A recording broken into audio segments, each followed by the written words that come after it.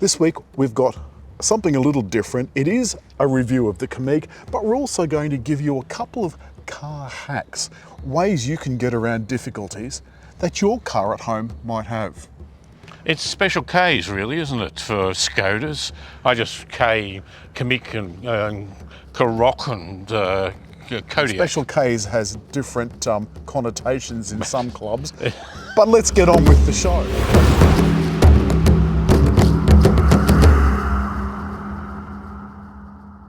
There's three different Kamiqs.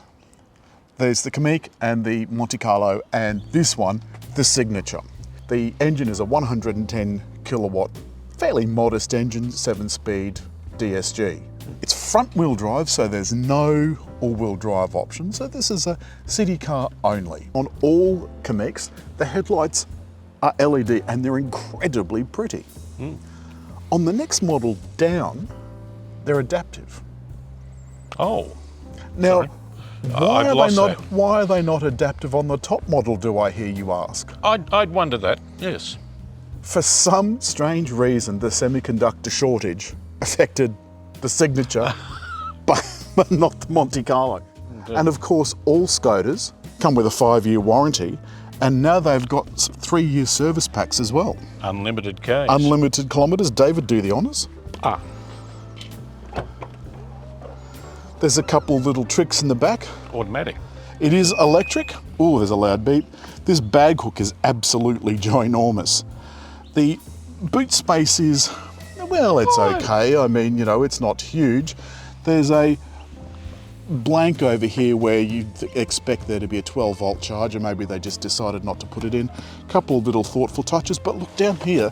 This mat is double-sided so that you can, in fact, have a rubber side or a carpet side. There's also anchor points, 3 anchor points across the back for child seats. Seats go down 60-40, but the cleverness doesn't finish here. And I think reasonable capacity in the back. With the typical VW Group scratchy black plastic. Oh gee, I tell you what, that's comfortable. That is comfortable. How's your head? Normal. Clearance. Lovely. Look good. I've got seat warmers. You've got seat warmers, David, and a couple of USB-C outlets, and they will become important later. Now, I'd like you to note, please, an umbadilly. Oh. Yes. It's a proper Skoda one. Oh, little Skoda symbol and all. And so you fit that in there once you've finished it, and hopefully you remember to do it once you've finished your daily effort. David, get in. So. Now this is the top model, so it does have electric front seats, electric driver's seat, and a fully electronic dash. It's got smart entry and start, which means it comes with a push button where the key once lived, and this very smart Skoda interior. Now David, there's a few tricks about the inside that I want you to take note of. First of all, pick up my phone, and I'd like you to put it into the charger for me. This is a wireless charger. Oh, it locks in. You've got to make sure you push it in firmly. If it just sits on top of these little tabs, it won't charge. But then it won't flop around. Indeed. Now, unfortunately, not all cars have 12-volt chargers. This one, of course, has one here that I've got the 12-volt plugged into. You might need to check at the back of the center console. That might be where the 12-volt lives. If not, you'll need one of these, which is a USB adapter. I couldn't find a USB to mini USB cable for my Navman. This one has a USB on one end and a USB-C on the other. But the story doesn't end there. These two USBs give you insufficient power. If you try and use either of those, it'll come up just as USB, as if you plugged it into your PC. Whereas the ones at the back of the console are fully powered. So that's my first hack. Here's the second hack. This car, you'll notice, has this beautiful screen. David, is this screen not beautiful? I find the clarity, the comfort of seeing such detail and such engagement. It's beautiful. Now, unlike some of the other VW Group cars, this one has proper fixed buttons down the sides. When you go into radio, what you'll notice is that there is only AM and FM. So my favourite station is Buddha Hits, and it's on DAB. This doesn't have DAB, but my wireless Apple CarPlay has already connected because I've connected it previously. If you go into, you'll notice that my LISTNR has already opened up. Whoops. If I go into radio, you'll notice there's Buddha Hits. So I can stream Buddha Hits as long as I'm in cell range. From the home screen, you can get to the navigation, or your audio, whatever happens to be playing, or your Apple CarPlay. Now, if you want Apple CarPlay, you can also go to Google Maps, which are a little bit easier to use with voice control. Next, I'd like to point out these beautiful, I mean, they look a little delicate, but these beautiful controls for the audio and the cruise control. The middle is a revolving drum, but it's also a switch look. Also inside, David, I'd like to point out this rather smart trim, which has a very, very slight texture to it. But there is quite a lot of scratchy plastic with this soft textured feel here up on top. And overhead, David, you'll notice that there is a screen. This soft screen rolls back from the back to the front, which is a little bit unusual. I'll do that whilst we're going. And you'll notice that the glass is just one enormous fixed panel. So it doesn't open, unfortunately. And this is, I think it's around $1,300 as an option. Personally, I don't know about you, but I wouldn't bother. The last time you saw us in this car, we did a little bit of a beetle around town. Now I'm going to tell you what it's like on the highway at 100. This is the 100 km/h section of the N5. Firstly, I've had a call from ŠKODA,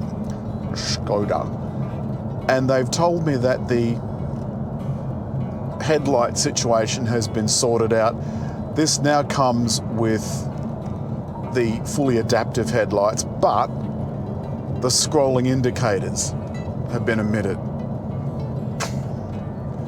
There you go. I'm now going to activate travel assist, and I've got it set to 100 km/h. It's now steering, braking, and doing everything for me. Watching around, it won't let me change lanes if there's a car beside me, and all that sort of stuff. This little engine is unbelievably smooth. This is such a pleasure. Now, I think it's much easier if you think of this as a high riding hatch, because it is quite small. There's quite a lot of headroom, and of course that means that there's a lot of space inside. So it feels more spacious than a Polo or a Golf or the similar sized ŠKODAs.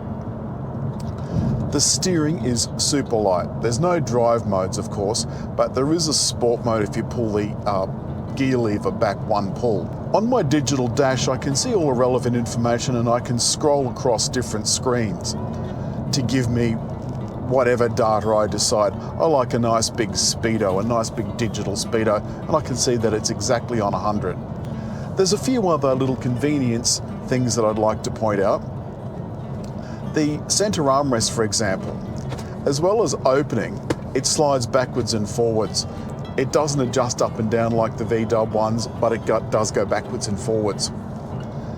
The other thing is the little lady in the dash does get very upset with you if she thinks you've taken your hands off the wheel. She's been complaining all the way out. Fuel consumption is sitting, it's long term, and I can't actually tell how long this has been going for. I didn't reset it, and there's quite a few thousand kilometres on this car. But it's sitting at 9.3 litres per 100 kilometres, a little bit more than I'd like. The acceleration is more than acceptable. This is just a comfortable little front-wheel drive car. Now we're going down to 80, so the ŠKODA cruise control is down here on this little side lever, and it's below the indicators, so I've accidentally grabbed the indicator a couple of times when I meant to activate the cruise control. The travel assist button, though, is up here on the steering wheel. With this excellent ride, and around $42,000 for this model, it makes a really compelling argument. There's little thoughtful touches too, like this little ticket holder on the front. And that's for things like tickets when you go into a car park and so forth.